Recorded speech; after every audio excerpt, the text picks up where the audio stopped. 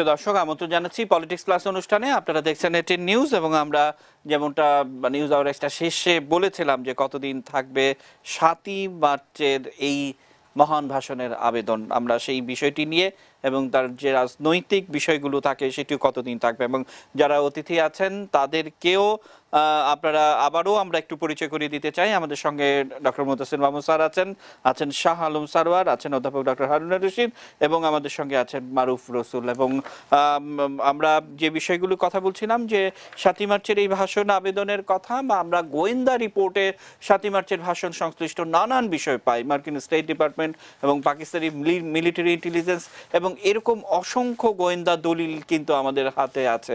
কিন্তু আমরা একটি বিষয় যে ৭ই মার্চের ভাষণের পর ৮ এবং ৯ই মার্চ আমরা বিখ্যাত বাউল সাধক তোরাব আলীকে পাই, যেটি মুনতাসির মাহমুদ স্যার তার লেখায় লিখেছেন এবং সেখানে তোরাব আলী সাহেব ৯ তারিখে নিজে গান রচনা করেছেন। সরোর ভাইও তার কিছুটা জানেন এবং সেটি বঙ্গবন্ধুকে বঙ্গবন্ধু ভবনে যে নিজে শুনে এসছেন, পাকিস্তানি মিলিটারি ইন্টেলিজেন্স এইরকম প্রতিবেদন দিচ্ছে। আমরা খুঁজে সেই তোরাব আলীর অডিওটি পেয়েছি ৭ই মার্চ নিয়ে, সেটি আমরা একটু শুনিয়ে আমরা সরোর ভাইকে দিয়ে অনুষ্ঠান শুরু করতে চাই। আমরা যেমন ৭ই মার্চ নিয়ে তোরাব আলী সেই যেই বিখ্যাত গানটি যে এলো এলো পাগল করিল নবযুগের সত্য দিন, এই গানটি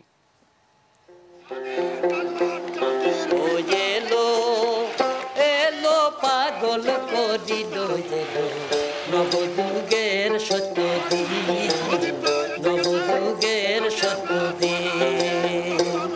ও এলো এলো পাগল করিল নবযুগের সত্য দিন, নবযুগের সত্য দিন। আর সত্য মানুষ শেখ মুজিবা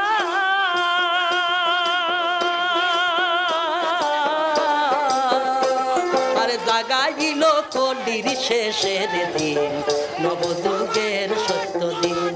ও এলো এলো পাগল করিল এলো নবযুগের সত্য দিন।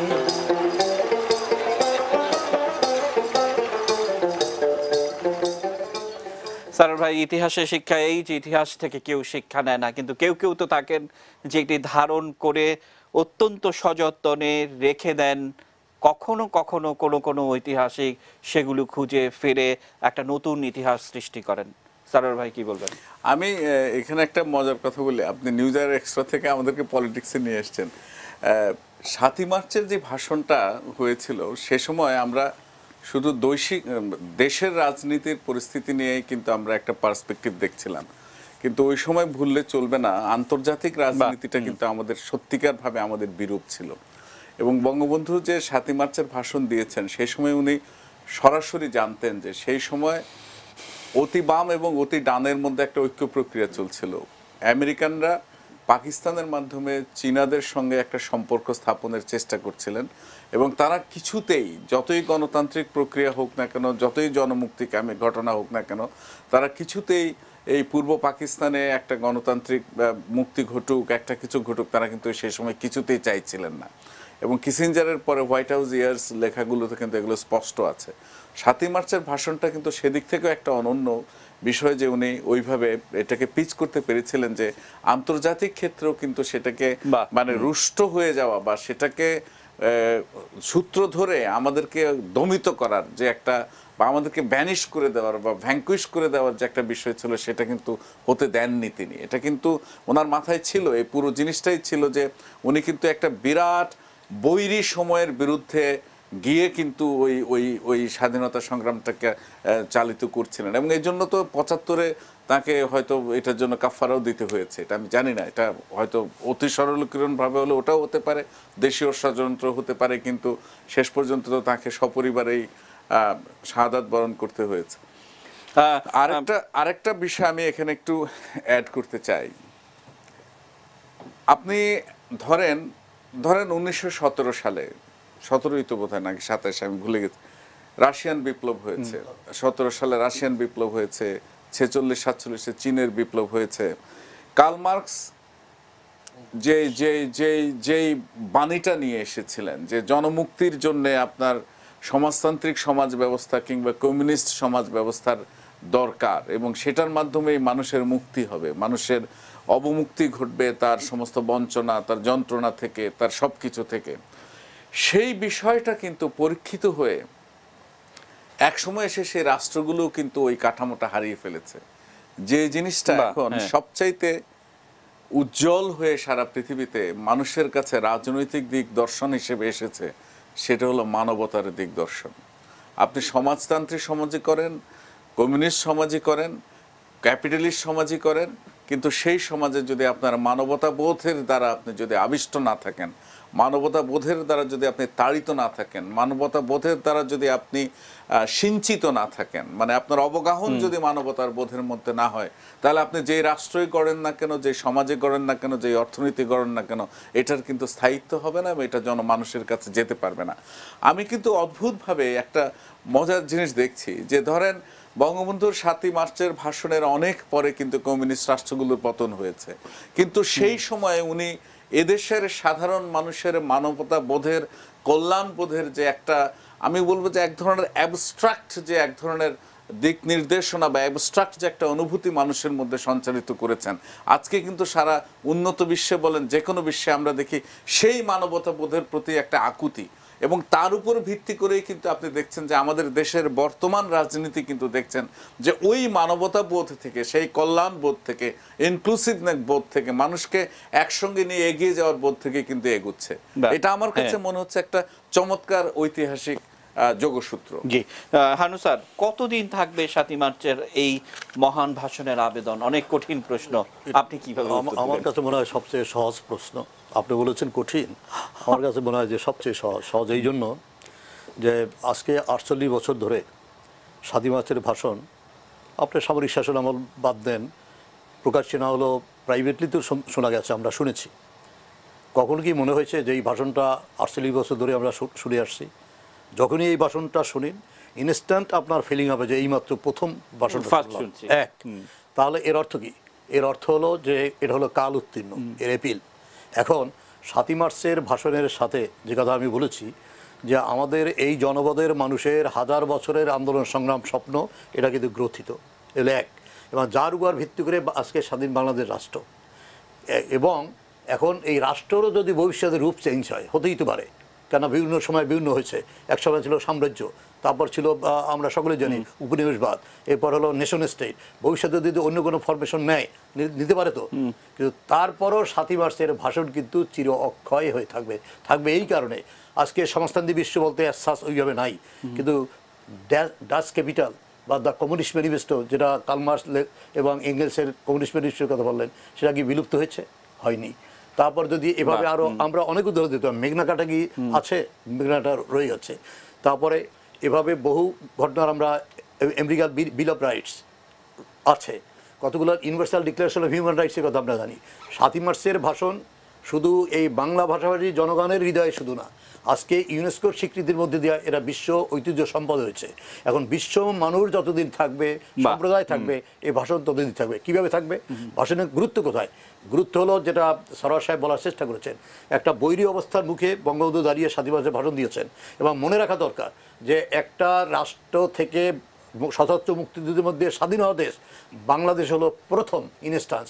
এরপরে আমরা যখন end of cold war, Soviet Union, Yugoslavia ভেঙে টেঙে বহু রাষ্ট্র হয়েছে, কিন্তু for the first time in history যে প্রথম একটা রাষ্ট্র, তার একটা অংশ স্বাধীন হয়েছে মুক্তিযুদ্ধের মধ্যে দিয়ে, সেটা হল কিন্তু বাংলাদেশ। এবং কার নেতৃত্ব হলো? বঙ্গবন্ধুর নেতৃত্বে। কাজে বঙ্গবন্ধু শুধু টুঙ্গিপাড়ার নেতা বা বাঙালিদের নেতা ছিলেন না, তিনি যে যখন মুক্ত হলেন তখন এডওয়ার্ড হিথ, সেই British prime minister Edward Heath, তখনও স্বীকৃতি দেয় নাই, কিন্তু গাড়ির দরজা খুলে দিয়েছেন অবনত হয়ে। বঙ্গবন্ধু সেখান থেকে বেরোয় হয়েছে, কেন করেছেন? তার লিডারশিপ, অর্থাৎ তিনি হলেন তখন একজন বিশ্বের সর্বোচ্চ পর্যায়ের একজন নেতা। মনে রাখতে হবে আমাদের সেই বঙ্গবন্ধু। এখন তার ভাষণের গুরুত্ব কোথায়?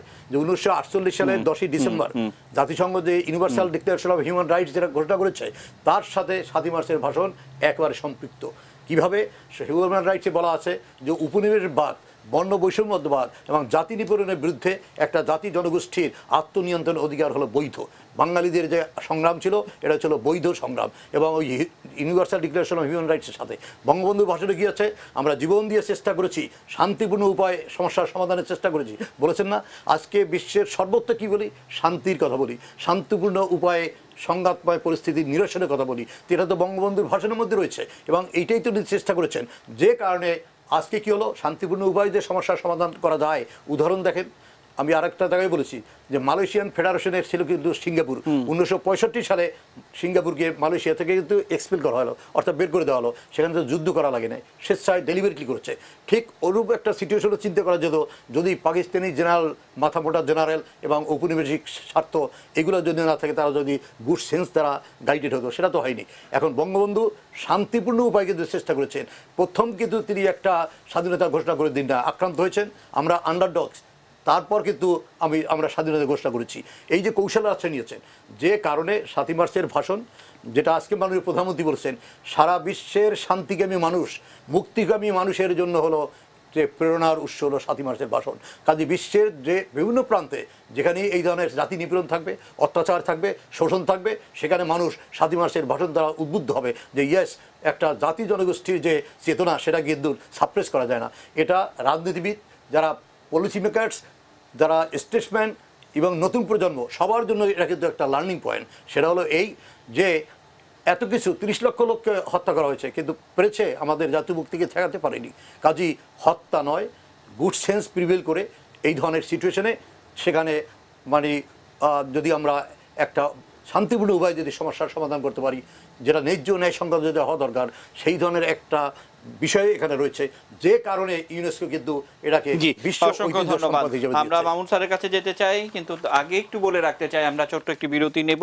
মামুন স্যার, একটা বিষয় যে নানা বিষয়ে আপনি গবেষণা করেন এবং আমরা নানাভাবে যখন আলোচনা করি যে এই গেল 50 বছর ধরে বাংলাদেশের মানুষ এই ভাষণটি শুনছে, এখন বিশ্বের মানুষ সেটি শুনছে, সেটির একটি গবেষণা হওয়া কিন্তু অসম্ভব রকমের জরুরি যে 50 বছরে কত মানুষ শুনলো সেটি, এটি একটি দিক। অন্যদিকে যে আপনার একটি ভিডিও আমরা এটি নিউজে ছিল এবং একটি শিশু বাচ্চা অপূর্ব, সে এই ভাষণটি বলে, আমরা খোঁজ খবর নিয়েছি, প্রায় 2.5 কোটি দর্শক এই 4 বছরে সেটি দেখেছে। আমরা সেটিও একটু দেখব। সবকিছু মিলে তাহলে যতদিন যাচ্ছে এই ভাষণের আবেদন আরো বাড়তে থাকবে, আপনার কাছে কি মনে হয়? দুটো বিষয় আছে। একটা হচ্ছে নিজের দেশের ব্যাপারে এটা এখনো প্রাসঙ্গিক। আমি বলেছি এই কারণে যে আমাদের দেশই তো একমাত্র দেশ যেখানে স্বাধীনতার 5 বছর পরেই আবার স্বাধীনতা বিরোধীরা এসছে। পৃথিবীর কোনো দেশে তো স্বাধীনতা বিরোধী এবং স্বাধীনতা পক্ষের শক্তি নেই, এই দেশে ছিল। থাকার কারণে স্বাধীনতা পক্ষের মানুষজন সবসময় ভাষণটাকে অবলম্বন করতে চেয়েছে। আমার খেয়াল আছে এরশাদ আমলে, অন্যান্য আমলে কিন্তু যখন কাঙালি ভোজ করছে রাস্তাঘাটে কিন্তু এটা বাজানো হয়েছে। একেবারে যে বন্ধ করতে পেরেছে তা নয় কিন্তু।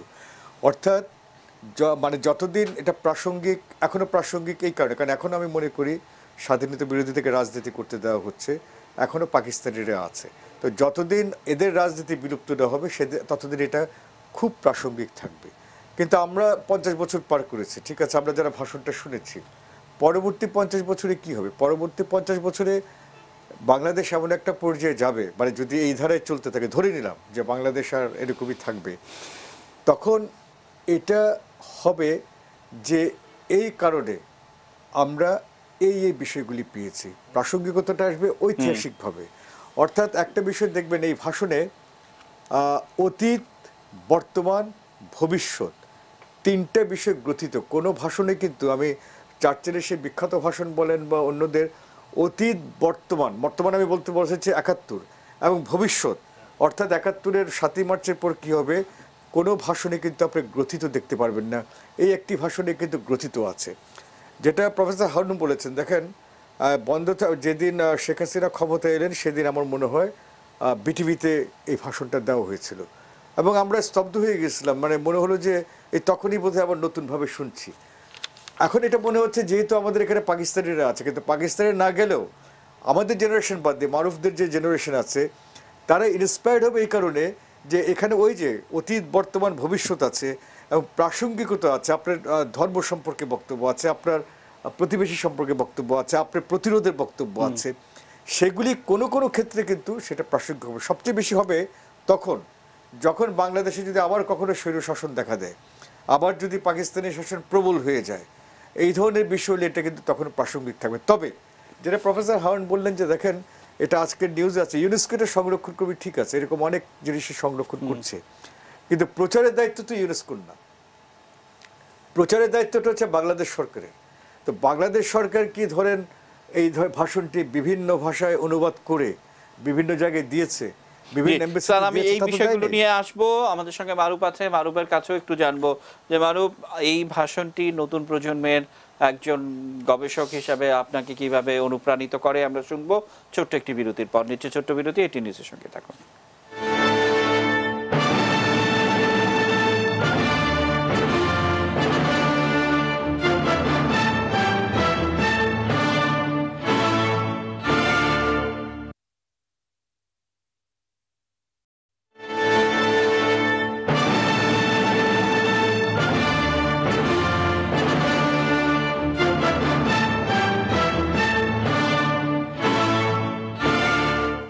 প্রিয় দর্শক, বিরতির আবার আমন্ত্রণ জানাচ্ছি। আমরা অনুষ্ঠানের একেবারে শেষ ধাপে চলে এসেছি।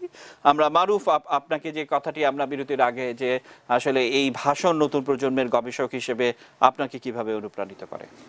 এই ভাষণ তার নিজস্ব শক্তিতেই সবসময় আমাদেরকে অনুপ্রাণিত করে। কারণ হচ্ছে যে এই ভাষণের একটা নিজস্ব শক্তি আছে, নিজের একটি মানে ওজস্বিতা আছে।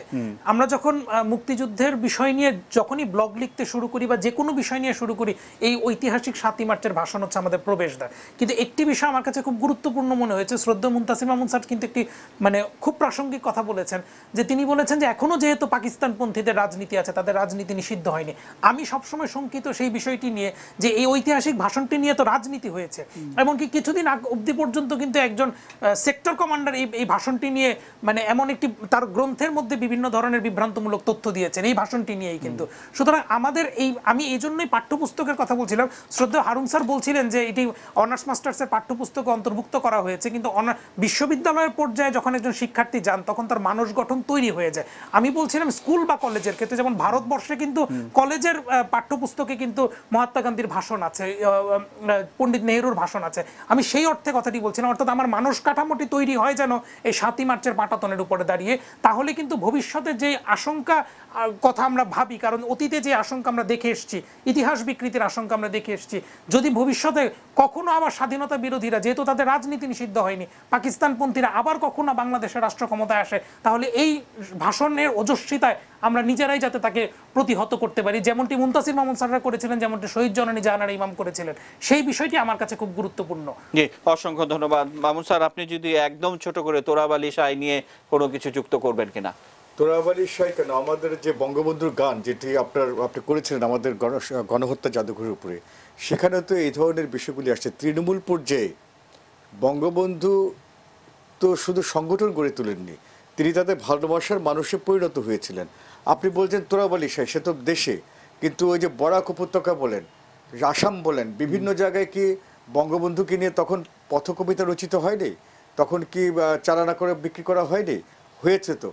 অর্থাৎ তিনি বেঁচে থাকবেন আমরা না চাইলেও, শাসকরা যদি এলিট ক্লাসের হয়, কেননা তিনি তোরাবালিদের মধ্যে বেঁচে আছেন এবং তোরাবালিরাই কিন্তু তাকে এখন পর্যন্ত বাঁচিয়ে রেখেছে। আমি একটি কথা সবসময় বলি, আওয়ামী লীগ যে টিকে আছে বা এখনও টিকে থাকে, তাদের দলের উপরের দিকের অনেক নেতার অনেক হটকারিতা এবং অনেক কিছু যেগুলি আমাদের পছন্দ নয় কাজ করার পরও, সেটি একটি কারণ, বঙ্গবন্ধু মন্ত্রিত্ব ছেড়ে কিন্তু সংগঠনে মন দিয়েছিলেন। সেই সাংগঠনিক ধারায় যে বংশানুক্রমে গ্রামাঞ্চলে আপনি দেখবেন যে বঙ্গবন্ধুর, আওয়ামী লীগ নয়, বঙ্গবন্ধুর একটা কি বলে যেন দৃঢ় ভিত্তি রয়ে গেছে। আওয়ামী লীগ যখন কাজ করে বঙ্গবন্ধুর আদর্শের কথা বলা, বঙ্গবন্ধু আদর্শ থেকে অনেক দূরে, কিন্তু মানুষ সেটাতে হয়। বঙ্গবন্ধু ছিলেন, আছেন, থাকবেন। এই হচ্ছে সারার ভাই, আপনি কিছু যোগ করবেন কিনা? তারপর আমরা অমর পালের একটি জিনিস একটু দর্শক, আমি আসলে এটা যোগ করতে চাই কি, যে এই ভাষণটার মধ্যে কিছু কালোত্তীর্ণ বিষয় আছে, এর চমৎকার কিছু শব্দকল্প আছে, এর চমৎকার কিছু রূপকল্প আছে। আপনি যে এই ভাষাটা বুঝবে না, তাকেও যদি এই ভাষণটা শুনেন দেখবেন যে সে অনুপ্রাণিত হবে। এটা একটা বিষয়। আরেকটা বিষয়, এই ভাষণের সবচেয়ে বড় যোগসূত্র যেটা, সেটা রাজনীতিকে উত্তীর্ণ করে কিন্তু মানবতার মধ্যে চলে গেছে। সেটা হলো, এই যোগসূত্রটা হলো এর মধ্যে এক ধরনের কালোজয়ী মানবতা বোধের এক ধরনের অ্যাবস্ট্রাক্ট একটা কমিউনিকেশন আছে, যেটা আপনি দেখবেন যে সময়ের উত্তীর্ণের সঙ্গে সঙ্গে এটা আরো বেশি সময় উপযোগী হয়ে দেখা দেবে, এটা আমার বিশ্বাস। অসংখ্য ধন্যবাদ। প্রিয় দর্শক, আমরা হারুন স্যারকে দিয়ে অনুষ্ঠান শেষ করব।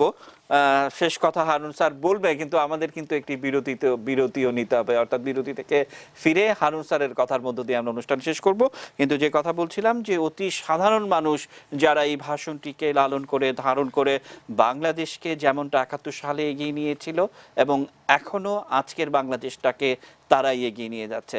আমরা বলছিলাম যে অতি সাধারণ মানুষ, এবং আমরা বিশেষ করে অমর পাল, নিশ্চয়ই দর্শক আপনাদেরও অনেকের মনে আছেন যে ভারতের পশ্চিমবঙ্গের প্রখ্যাত লোকসঙ্গীত শিল্পী, তার একটি বইতে পথে যা পেয়েছি সেই বইয়ের ১৯ পৃষ্ঠায় তিনি লিখছেন যে এই বাংলাদেশের কথা বলছেন ৭১ সালে, যে সেখানে ৭ই মার্চ এবং ৭ই মার্চের ভাষণ মানুষকে উদ্দীপনা, সেই উদ্দীপনার ঢেউ শুধুমাত্র যে সে দেশের মানুষকে লালন করলো তা কিন্তু নয়, বাংলা ভাষাভাষী মানুষকেও সমানভাবে অনুপ্রাণিত করেছে। তিনি তার কথায় লিখছেন মুজিবদার উদ্দেশ্যে সেই সময়ে, অর্থাৎ ১২ই মার্চ তার একটি রেকর্ড বের হয় HMV থেকে।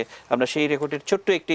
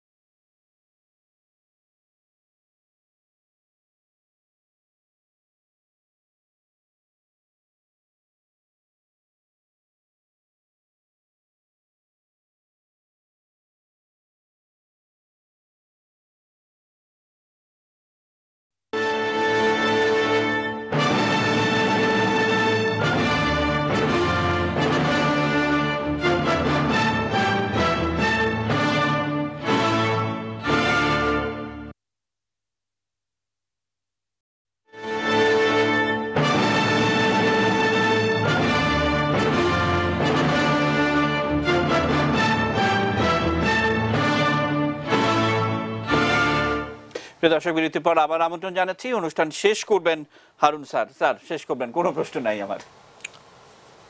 অধ্যাপক মুনতাসির মামুন সাহেব বলতেছিলেন যে ৭ই মার্চের ভাষণ আজও প্রাসঙ্গিক।